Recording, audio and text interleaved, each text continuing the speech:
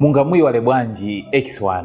Kodi nthawi zina munthu amati akalingalira kuti ndisiyane naye wachikondi wangayo pa zonse zimene tapangira limodzi. We have shared a lot of memories together.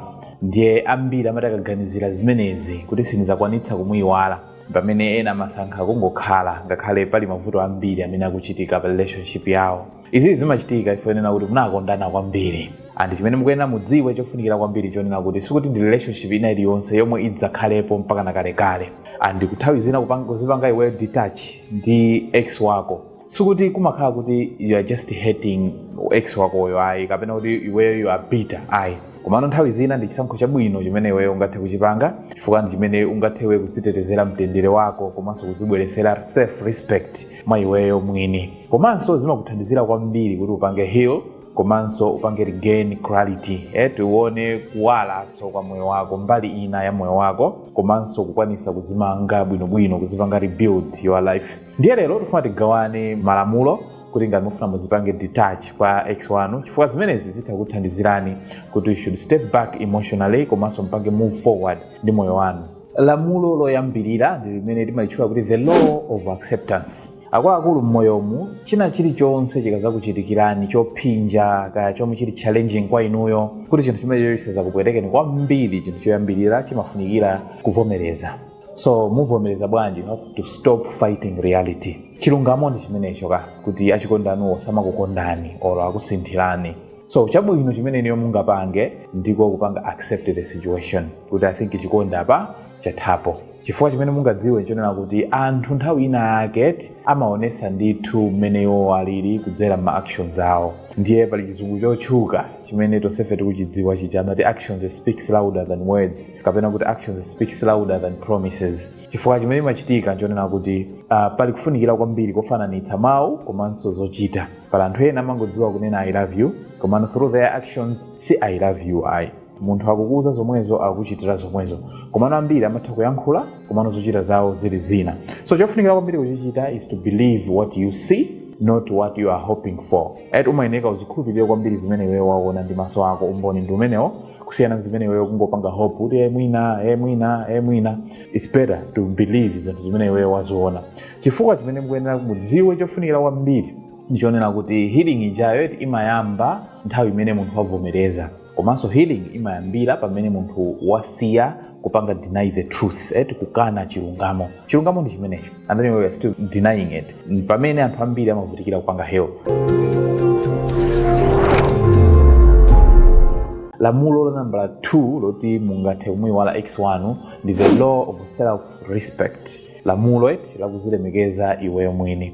Chimene chimafunikira kwambiri munthu ina aliyense, you have to never trade your dignity for attachment. Ulemerero wanu, moyo wanu, ulemu wanu mene niyo muli nawo simumayenera muugulise chifukwa choti you just want to get an attachment or you just want to attach yourself kwa munthu wina wake. Dignity ndiyofunikira ndithu kwa wina aliyense chifukwa munthu wina wake ngati wayamba kusakulemekezani amakupangani cheat continuously, amakudererani inuyo olomukambirane naye sizimatheka komanso amanama ndithu continuously. Chinthu chimenechi inuyo simukufunikira muchipange ignore, mukuyenera muchitenge serious. Chifukwa chimene chimachitika chofunikira nchonena kuti inuyo ngati muzikakamize nokha mukakamize zinthu kukhalabe mu situation imene iyi zimaphunzitsanso anthu enawo kuti asamakulemekezeni, azikudererani, asamakutengeni of value. Mwagwira zosakhala bwino zina zake and then inu mwangovomereza iwo just so they can easily repeat zinthu zimenezo zofika madziwa zonena kuti iye uja akataniso akavomereza. So chikondi chopanda kulemekezana chimakhala timati emotional slavery, umasanduka iweyo kukhala kapolo. Ndiye chinthu chofunikira kwambiri ndi kusankha ulemu kapena kuti ulemerero wanu. Lamulo la number 3, the law of emotional withdrawal. Ili ndi lamulo limene mukuyenera kuzitaya emotionally m'maganizo mwanu kuzitaya. Uzitaya bwanji? Ukuyenera udziwe kunena kuti usanayambe munthu kuzipanga attach kuti umuiwala ex wako, usanazipange detach kwa iyeyo physically. Chimene chimafunikira choyamba ndicho kuzipanga detach emotionally. Chifukwa utazipanga detach physically komano emotionally you are still connected. So detachment yake imakhala ndithu yovuta. So choyambirira zimafunika umuiwale munthuyo, usiye kumuganizira munthuyo and then ukangotero zimakhala zopheka kwambiri kuzipanga detach physically. Ndiye zimafunika munthu usiye feeding your emotional attachment. Zimezi zingathe kutheka bwanji ndiye kuti ukuyenera kusiya kuwastoka ma social media, ena amakhala ndi zinthu zimene zimakumbukiritsa ex awo ndikumapitiriza be kuzisunga zinthu ngati zimenezo zimafunikira zonsezo uzitaye. And you have to stop replaying my old memories. For anthu ambiri amaganizira tinkatere mwakuti so zimakhala zovuta kuti wewe ungathe munthu amene iwe kumuyiwalira completely. Chifukwa chimene mukuyenera mudziwe chonena kuti kumene attention yanu imapita ndiye kuti emotional energy yanu so imapanga follow. Lamulo number 4 limene mungamuyiwalire ex wanu, the law of silence, kukhala chete. So ndi goodbye ina iliyonse imene imafunikira kuti iniyo muyifotokoze kuti mukupita kuti kapena mukupanga goodbye chifukwa chiyani ayi.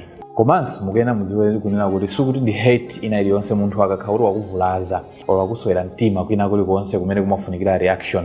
Nthawi zina zake closure yamphamvu kwambiri komanso yabwino kwambiri ndiko kupanga distance yourself from chinthu chimene iwe chakupanga hate. So silence ijayo imakhala kuti kutani ikuteteza dignity yako, ulemerero wako, umunthu wako. Chifukwa silence ija imakhala kuti yakuchosera access ku anthu amene amakutenga iwe for granted. Lamulo la number 5 ndamufuna mumuyiwale ex wanu, the law of redirection. Lamulo loti muzipange redirect. Eti malowera uku komano kusintha kolowera. Ndiye simafunikira muononge energy yanu pa obsession chabe.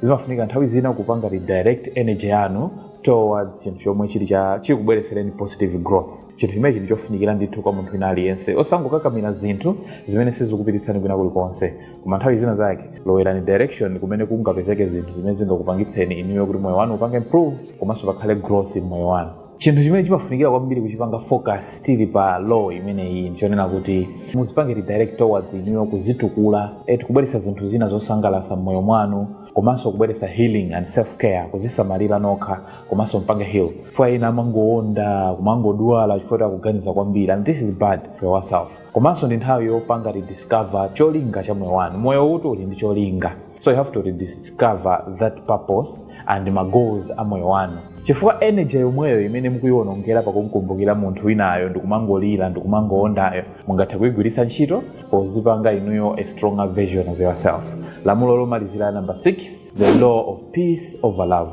Chikondi banja kuti likhale losangalatsa kwambiri mmeneka mukhale chikondi komanso mukhale zinthu zoperekeza chikondicho zimene zili mtendere komanso ulemu komanso emotional safety. Zinthu izinso ndizofunikira kwambiri. So ngati palibepo peace, palibepo respect, palibepo emotional safety, pamenepo olo chikondicho sichingakome komanso sichingagwire.